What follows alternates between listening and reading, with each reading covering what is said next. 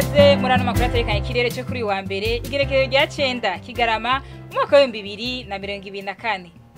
Ejo mu gitondo hitezwe ikirere kiri mu izuba n'ibicu bike bike mu ntara nyinshi zigize igihugu cyacu uretse mu ntara ya Bururi ahitezweyo imvura hacemwo n'ibihe vy'izuba.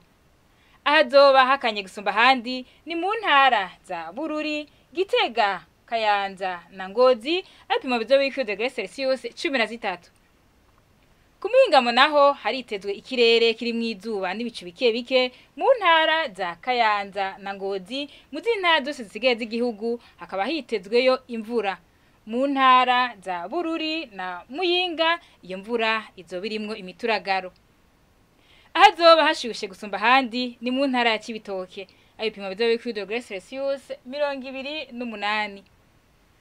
Ejo mu gitondo hitezwe yuko izuba rizoseruka igihe cy'isaha 11:46 rirenge igihe cy'isaha 12 zirenga iminota 4 z'umugoroba. Aha rero niho hagarukiye ano makuru ategekanya ikirere mwateguye n'ikigo ca Ijebu kijejwe ivy'ibirere.